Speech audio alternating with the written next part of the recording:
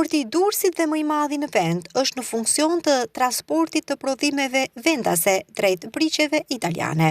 Mëngjesin e djeshëm, një pjesë e një superjati luksoz që është prodhuar në qytetin e Durrësit u transportua me sukses drejt terminalit të tragedeve përmes hyrjes me numër 4 të portit të Durrësit. Në masa të veçanta sigurie kjo, transporti u krye nga kompania Tyra Spend në orët e para të ditës me mbështetjen e plotë të autoriteteve portuale. Porti i Durrësit vuri në dispozicion të gjithë infrastrukturën teknike dhe operacionale, përfshirë lirimin e kursive, heqjen provizore të tabelave rrugore për të garantuar sigurinë dhe suksesin e këtij operacioni. Ngarkesa është imbarkuar nga trageti i linjës Durrës-Ancona për të vijuar montimin në Itali, në një nga qendrat kryesore të prodhimit të jateve luksoze. Porti i Durrësit mbetet një nga allkat kyçe të ekonomisë së vendit tonë.